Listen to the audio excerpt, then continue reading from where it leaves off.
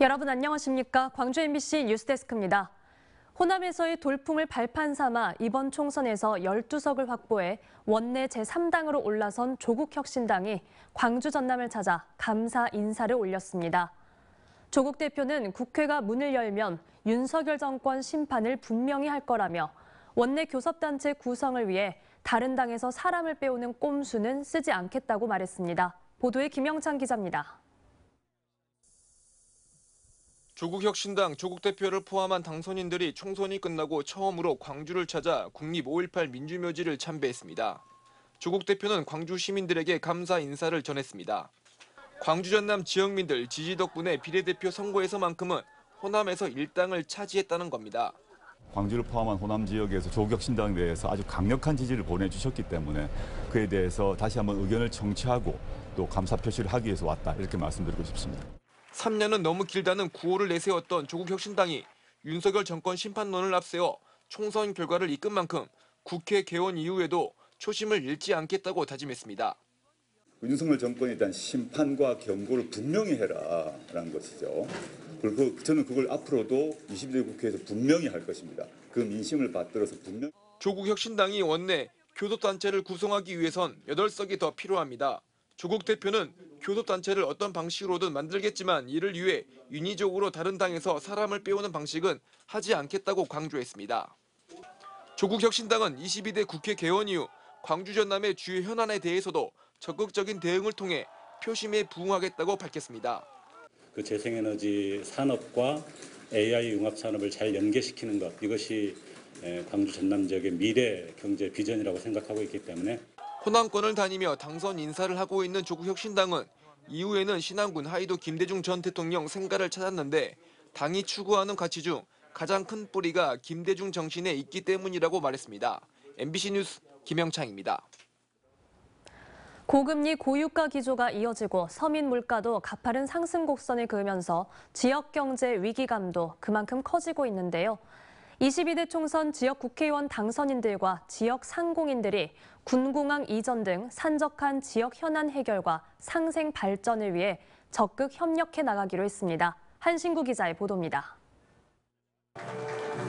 22대 총선 광주 전남 당선인들과 지역 정관계 그리고 상공인들이 처음으로 얼굴을 맞댄 자리. 당선 축하 인사와 함께 광주 전남의 상생 발전을 도모하자는 취지에서 마련됐는데 군공항과 민간공항 이전, 달빛철도 조기 건설 등 산적한 지역의 현안이 자연스럽게 테이블에 올랐습니다. 특히 특별법 제정에도 이전 대상 지자체의 반대로 난관에 부딪혀 있는 광주 군 민간공항 이전 사업에 당선인들의 적극적인 협조를 강조했습니다. 공공항 이전 문제는 몇 년째 한 발짝도 내딛지 못하고 답보 상태에 있는 현실입니다. 관심과 도움으로 이러한 난제들이 하루빨리 해결될 수 있도록 또 고금리와 고물가 장기화와 저출산 고령화로 인해 소멸 위기로 내몰리는 현실을 타개하기 위해선 무엇보다도 당선인들의 지역 현안에 대한 관심과 소통, 연대와 협력이 중요하다고 덧붙였습니다. 22대 총선 당선인들도 지역 경제의 위기와 어려움을 잘 알고 있다면서 총선 기간 제시했던 공약들을 충실히 이행해서 광전남 상생과 발전의 토대를 놓겠다고 말했습니다. 민간공항까지 포함돼야겠죠. 근데 그 주제가 광주의 최대 현안이라는 것, 또 궁극적으로는 전남 발전에도 도움이 되는 주제라는 것. 저는 정부와 여당을 설득하고 다수를 가진 여러분이 잘 하시면은 광주와 전남이 더 살기 좋은 곳. 지역 상공인들은 또 산단 입주 제한 업종의 기준 완화와 전라선 고속철도 예타 재검토 등 지역 경제 활성화를 위한 차기 국회 차원의 지원도 거듭 요청했습니다. 지난해 말 대유 위니아부터 최근 지역 건설업체의 이딴 법정관리 신청까지 위기로 치닫고 있는 지역 경제에 22대 총선 당선인들의 역할과 책임이 그만큼 더 커지고 있습니다. MBC 뉴스 한신구입니다.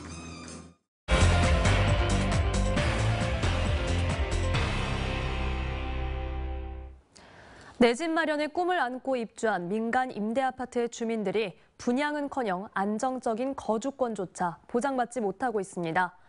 임대사업 시행사의 재정난이 이유인데 일부 주민들은 당장 보증금조차 돌려받지 못하는 건 아닌지 불안해하고 있습니다. 안준호 기자가 한 걸음 더 들어가 현장 취재했습니다. 주차장 벽이 갈라져 있고 천장에는 물이 샙니다. 일부 세대는 보일러가 작동하지 않고 거실에 물이 새 곰팡이가 폈습니다. 지난 2020년 준공된 25층 규모 아파트인데 입주 4년도 안 돼 곳곳에서 말썽이 일고 있습니다. 어떻게 하겠다는 답변도 받은 적은 없고요. 계속 지금까지 지금 물 새고 있는 상황입니다.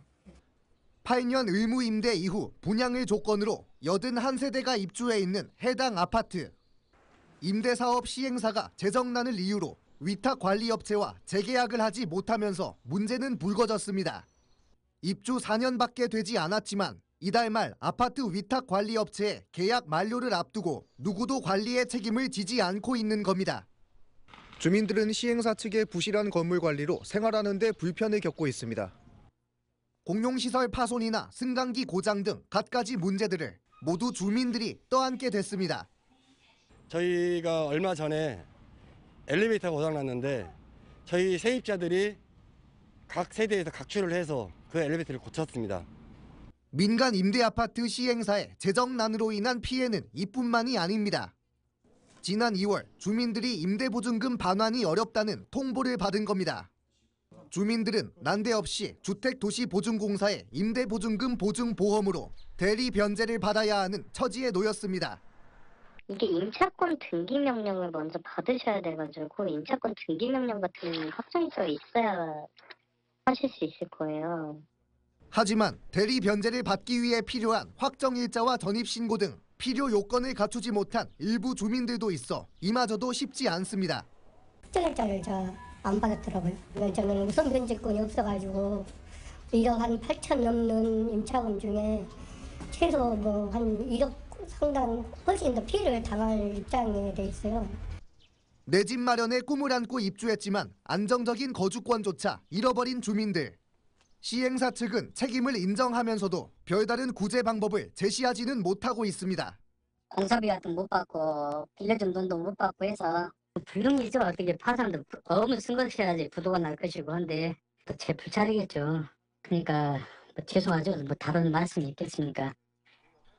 해당 시행사가 목포뿐 아니라 광주와 전북 익산시에서 벌인 민간 임대아파트 사업 역시 비슷한 상황이어서 임대보증금 미반환으로 인한 피해는 더욱 확산될 전망입니다.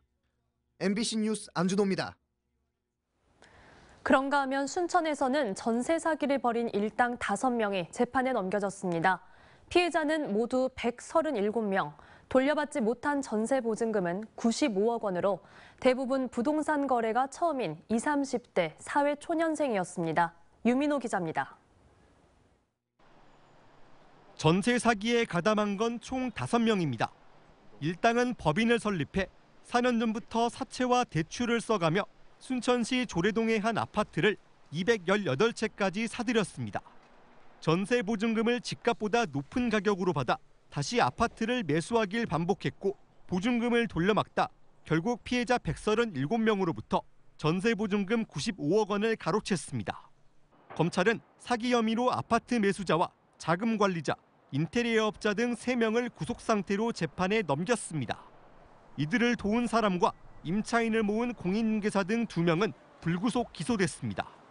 일당은 중개수수료와 인테리어비 등으로 약 12억 원의 수익까지 챙긴 것으로 파악됐습니다. 피해가 크다고 보고 그래서 저희도 사건 초기부터 전세 사기 전담 수사팀을 구성해서 경찰과 긴밀히 협력해서 주범 3명을 모두 구속시켰고요. 피해자 대부분은 20, 30대 사회초년생으로 대출과 목돈이 들어간 보증금 수천만 원이 묶여 경제적 타격이 클 것으로 예상됩니다.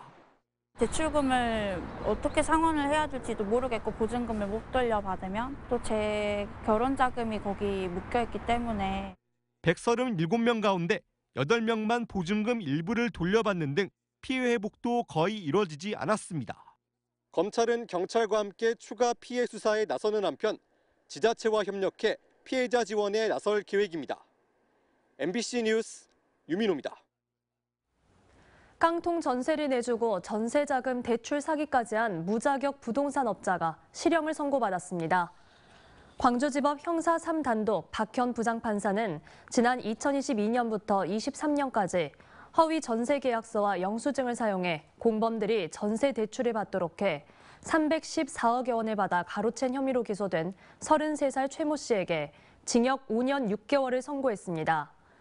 박 판사는 최 씨는 계획적으로 범행을 저지르고 전세 보증금 대출금을 변제하지 않는 점 등을 고려해 형을 정했다고 설명했습니다. 중국발 과잉 공급과 고유가의 영향으로 여수산단 석유화학업계가 고전을 면치 못하고 있습니다. 업체들은 공장 가동률을 낮추는 등 자구책을 마련하며 하반기 실적 개선을 기대하는 분위기입니다. 문형철 기자입니다. 다음 주 1분기 실적 발표를 앞두고 있는 LG화학. 지난해 4분기 석유화학 부문에서 1,000억 원이 넘는 영업 적자를 낸 데 이어 올해 1분기에도 영업 손실을 기록할 것으로 예상됩니다.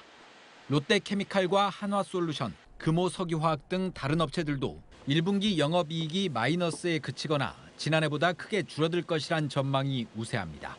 중국 업체들의 대규모 설비 신증설로 석유화학 제품의 과잉 공급이 이어진 데다 유가가 상승하면서 원가 부담이 더 늘어났기 때문입니다. 반제품에서 원재료 가격을 뺀 그 스프레드 가격 자체가 어떤 영업이익률을 담보할 수 있는 수준의 단가 차익을 얻을 수가 없는 상황이다. 중동 지역 분쟁도 석유화학 업체들에게 적지 않은 부담입니다. 갈등이 확산하면 수요 시장이 더 위축되고 원료 수급에도 문제가 생길 수 있기 때문입니다. 주요 석유화학 업체들은 공장 가동률을 낮추고 지난해 도입했던 희망퇴직 제도를 올해도 시행하는 등 자구책을 추진하고 있습니다. 또 경쟁력이 높은 특화 제품에 집중하거나 R&D에 대한 투자를 확대해 돌파구를 마련하겠다는 계획입니다. 일각에서는 중국 경기가 저점을 지나면서 수요가 조금씩 살아나 하반기로 갈수록 석유화학 업황이 지금보다 나아질 것이란 예측도 나옵니다. 극적인 반전을 기대하기는 조금 어려운 상황인데요. 글로벌 석유화학 설비 증설이 작아지면서 수요가 공급보다는 조금 더 많아질 걸로 기대되는. 한편 부진을 겪고 있는 석유화학 업계와는 달리 정유사들은 유가와 정제마진 상승의 영향으로 1분기 실적 개선을 예상하고 있습니다. MBC 뉴스 문형철입니다.